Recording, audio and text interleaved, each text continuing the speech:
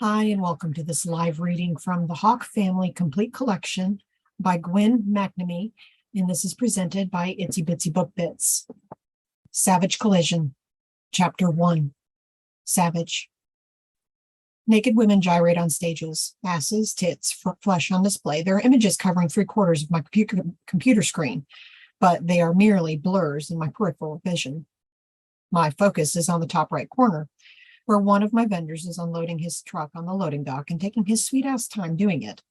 He's no doubt using it as an excuse to gawk at the girls.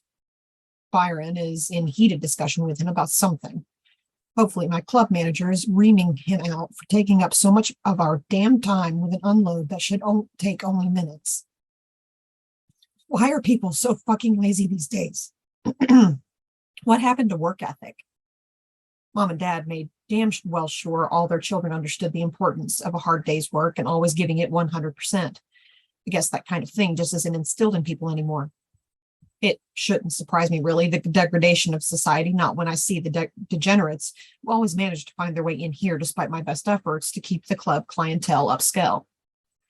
Byron and the vendor moved to the back of the truck and started unloading several hand carts full of cases of beer at a time. At least I can always rely on Byron to get the job done. I return to the paperwork on my desk, but barely have time to regain my train of thought before my office door flies open, slamming against the wall. Instinctively, I reach under my desk, wrapping my hand around the grip of the Sig Sauer 1911 Scorpion I keep mounted there. I look up, expecting to find one of Domenico Abello's thugs, because surely that would be the only person capable of making it past both Gabe and Byron to end up in my office unannounced.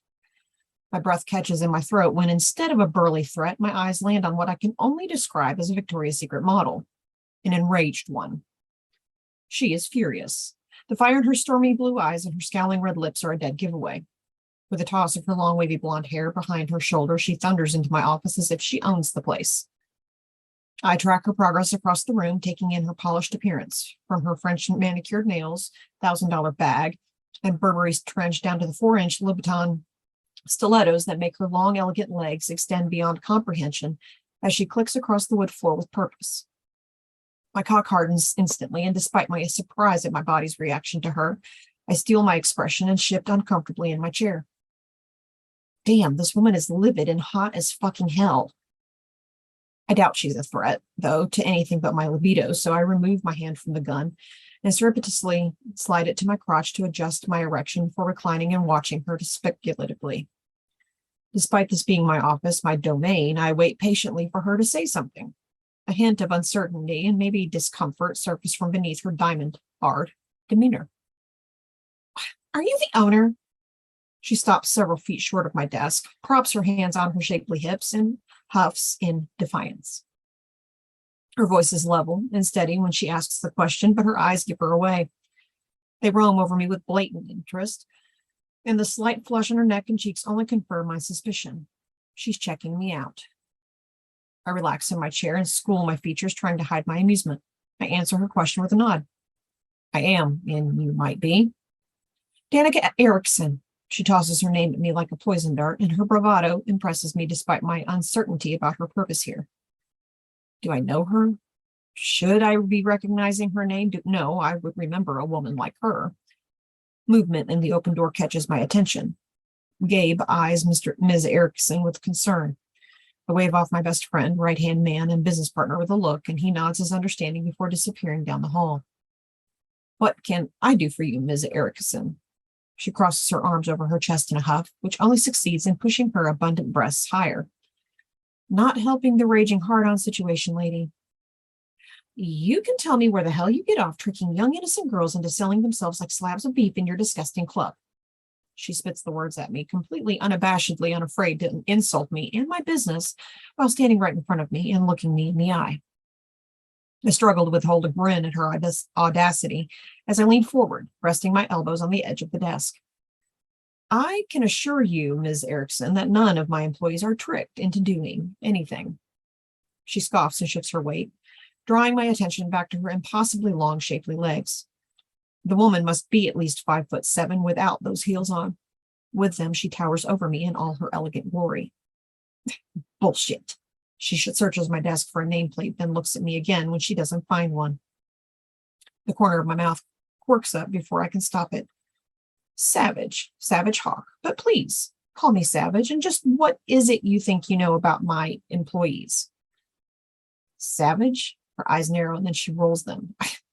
Your parents honestly named you Savage Hawke? This isn't the first time someone has questioned my name or that my name has left me the butt of some joke. Yes, they did. It's a family name. My gaze naturally drifts to the framed photo on the corner of my desk. It was my father's second to last fight.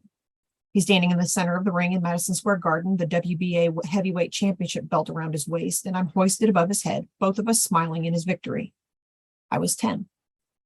She follows my stare, and when she sees the photo, her eyebrows pop up in recognition. Wait, your father is Sam the Savage Hawke? Stunned, doesn't even begin to describe how I feel hearing my dad's name from her. It takes me a moment to shake off my surprise, but eventually I manage to smile and nod. I'm surprised you recognize him. I lean forward to grab the photo and turn it around so she can see it more clearly. In my 30 years on this planet, I don't think I've ever met a single woman who knew who my father was. Men, on the other hand, gape in awe when they find out my lineage. I guess it just goes with the territory of being the son of a heavyweight champ and one who died the way he did. She takes a step closer to me, bending down slightly to get a closer look at the photo. Holy shit. I can't believe you are the Savage's son. Of course I know who he is. My dad was a huge boxing fan. I grew up watching your dad's fights from my old man's lap. That's great and very unexpected. I'm not quite sure what to say. Talking about my father is always bittersweet. Her smile and astonishment fade, and she glances at me apologetically. Shit, I'm sorry. Before she finishes her thought, she seems to realize she's been sidetracked from her intended purpose. She straightens herself, squares her shoulders, and I can tell she's ready to get back to business. Well, Savage, she says my name like it's a 4-letter word.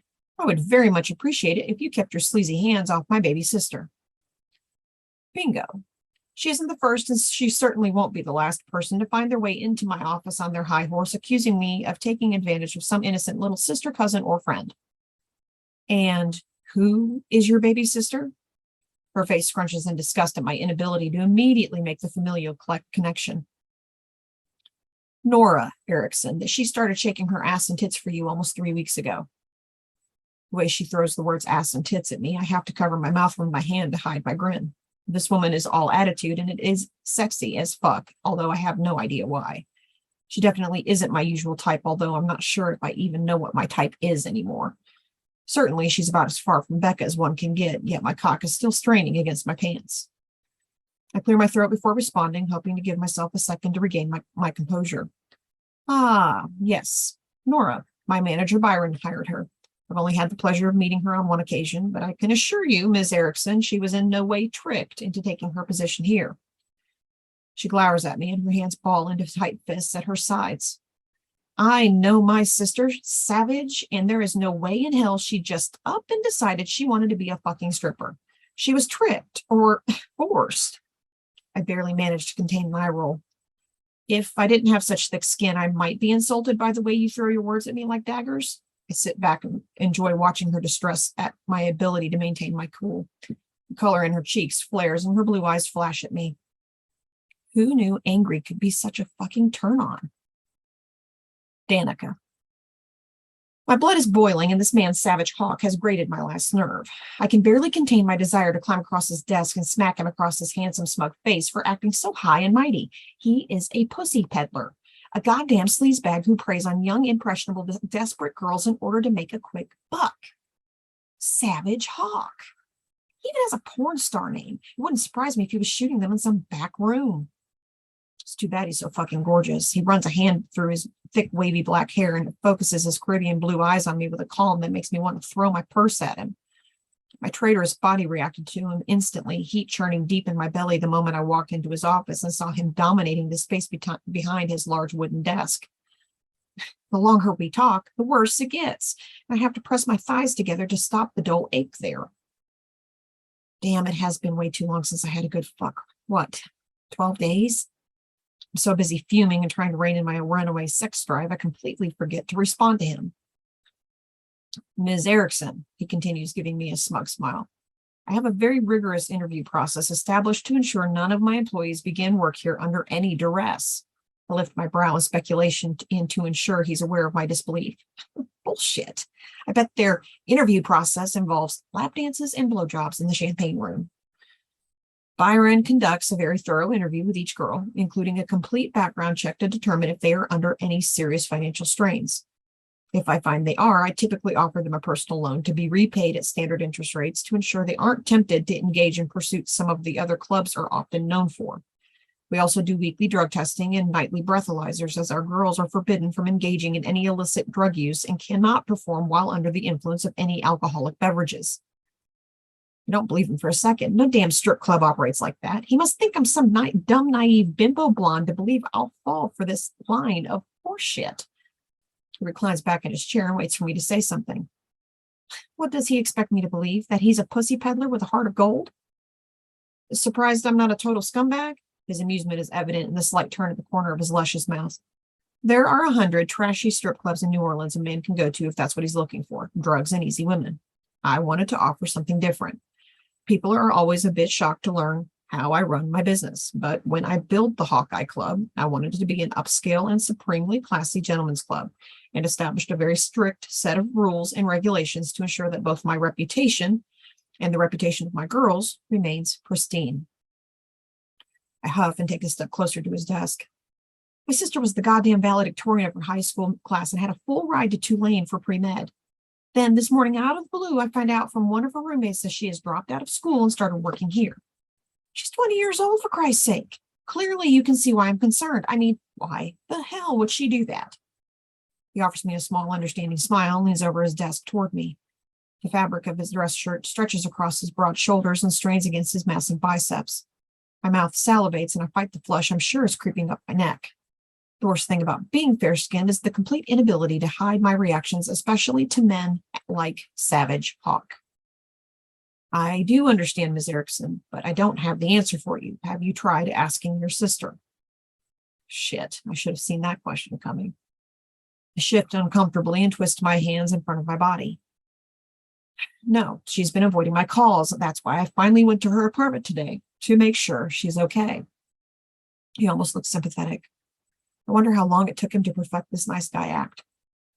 Well, I think you need to talk to her. I don't think she's on the schedule tonight, but you can ask Byron downstairs, and if she's here, he will gladly show you to the changing rooms in the back so you can speak with her. Casting an uncomfortable glance toward him, I move my purse from one shoulder to the other and turn to leave without a word. Absolutely no good will come from me spending any more time in this room with this man. Savage Hawke is precisely the type of man I always end up getting myself into trouble with.